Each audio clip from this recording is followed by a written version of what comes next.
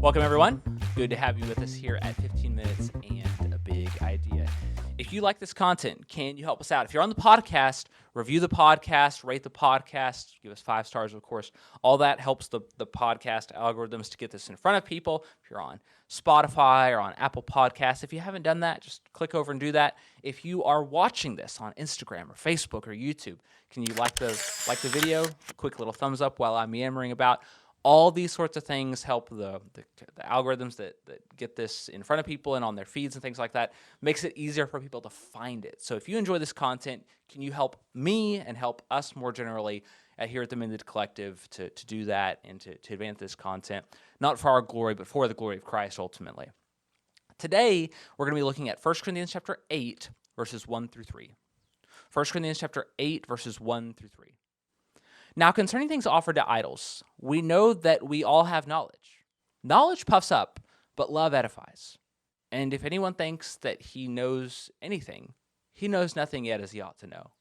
But if anyone loves God, this one is known by him.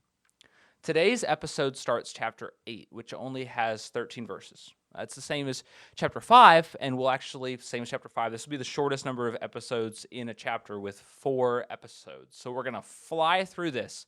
But every episode is going to be jam-packed with information, going to help us. It's going to really be good. Chapters 8 through 10 are a distinct section. So we've moved out of chapter 7, which is kind of its own thing, to chapters 8 through 10. And so I want to take a step back, now that we're kind of in a new section, take a step back to look at some of the bigger components of the book, some of the bigger sections, help us set all this in context. Okay, Paul begins by calling the Corinthians back to the gospel and the centrality of Christ. That was in chapters 1 through about chapter 4. Even if a crucified Savior looks foolish and weak to onlookers, it's the power and wisdom of God to those who believe. However, because to onlookers, people outside the church, that view to onlookers, it looks weak and powerless.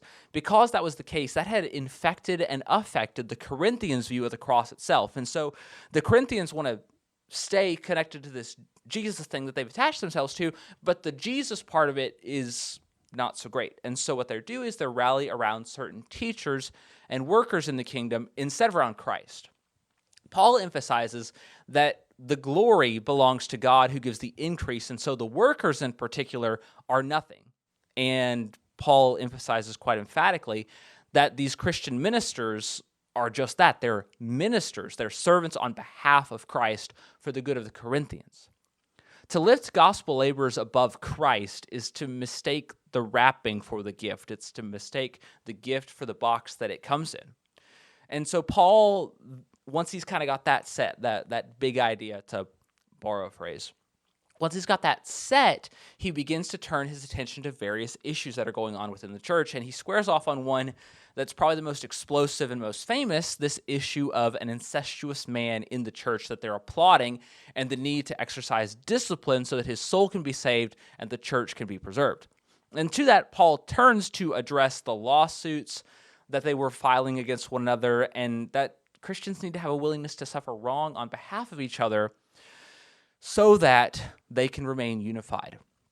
Out of that, he gives the more general call to flee sexual immorality because it's harmful to us, it's harmful to our partners, and it dishonors Christ, bringing us into bondage and away from Jesus. More recently, Paul used that discussion on sexual sin to discuss marriage and those sorts of relationships and sexuality's place within that. And from there, we kind of saw 3 specific principles that kind of outline all of 1 Corinthians chapter 7. It's an extensive teaching, but those 3 principles are that sexual sin must be fled, that people should stay as they are, and that kingdom decisions lead to ultimate joy. So those 3 things kind of work together, and Paul's working out those principles in different settings and different things going on and different situations. He's working out those principles and showing what it would look like to live them out. Today, we're going to start a sequence on food offered to idols. And that seems just completely foreign, but its implications are vaster than we might expect. And as always, when I dig into something and I'm like, this just seems kind of off the wall and really outside of what I would expect its utility to be, every time I do that and come to a text, I'm just overwhelmed by the sheer amount of blessing that this text gives us and the instruction we can receive from it. So we want to do that and be obedient to it today. Our big idea today is that arrogance is ignorance. Arrogance is ignorance. So our supporting ideas are, number one, food is more than food. Number two, love edifies. And number three, be known by God. Food is more than food. Love edifies. And be known by God. Food, love, and known. All right. Paul begins with this well-known now concerning phrase, which seems to serve as some sort of header for a discussion and a change of topic. In this case, the now concerning refers to things sacrificed to idols, and specifically the eating of things sacrificed to idols. However, as with lawsuits, this is more than just adjudicating the particular situation they're in, and it becomes more about developing the heart towards others that we need to have, a heart that's transformed by the gospel. And so the situation where we see that play out, it was lawsuits, but now it's around this food offered to idols. And today I want to say that Paul's not going to deal with the specifics of it. Instead, he's going to introduce really kind of the main heart problem that governs a lot of this. But to give a little bit of context, I do want to note, because it's easy to make this mistake, or at least it was easy for me to make this mistake, that this differs from the discussion of food in Romans chapter 14. That text has to do with kosher food laws and how Jews and Gentiles receive one another where the food is immaterial. Whereas this text refers to food that has previously been offered to an idol. And that's just a different situation. And actually, Paul's conclusions are going to be a little bit different, even though some of them definitely overlap there. Let's outline the practice a little bit. In pagan temples, they would slaughter an animal, and they would present that as a sacrifice to a particular deity. Corinth is known to have temples to Aphrodite, Apollo and Poseidon, these so-called deities of love, the sun, and the sea. So they take this animal and they would then offer it to this particular god, and it would usually become, once it was dedicated to this god, it would be the substance of the feast that would go on in these pagan temples. So because we're so removed from animal sacrifices and offerings, we don't really have categories for all the different things that could happen and how people think about it. Because often we think about offerings as burnt offerings, where a sacrifice is consumed by the fire. But just as often, both in pagan temples and in tabernacle temple worship to Jehovah, it was just as common for that sacrifice to be eaten by the priests and by people. Paul later details that it was common for these sacrifices to be sold in the marketplace. It seems that certain people had this misguided knowledge of Christ and of the one true God, which he'll talk about next time. And some of the Corinthians were emboldened to go and eat the idol's food in the idol's temple. And Paul declares that this knowledge is not unique and thus can't be used as a justification to participate in this practice. So we come to our second idea, because he's just declared there's no special knowledge, which may, it's not like you can access this and it's unattainable to others. So you can't just say, well, I know stuff and nobody else knows this. Paul's like, well, everybody knows the facts here. You're just misapplying them in some way. You can't justify that. And then Paul proceeds to set the record straight on the place of knowledge in the Christian experience.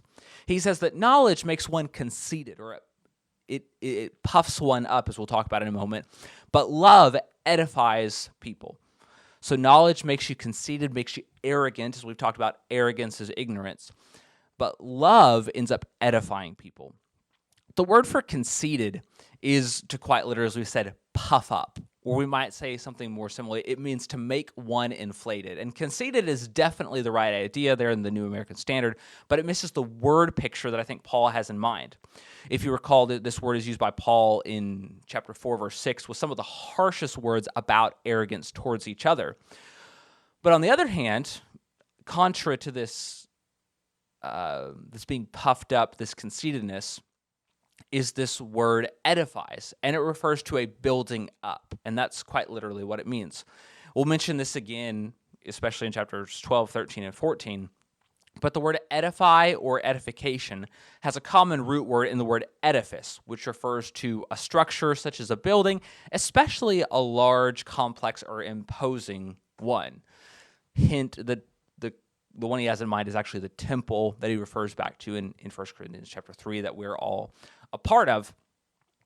And more concretely, it refers to contributing to the understanding and to the spiritual strength of another person. So this word edify means to build something up, but the metaphorical meaning is to contribute to someone's understanding, to someone's knowledge in particular, and to their spiritual strength. We might say it's to leave someone a better Christian than when you found them, especially through instruction.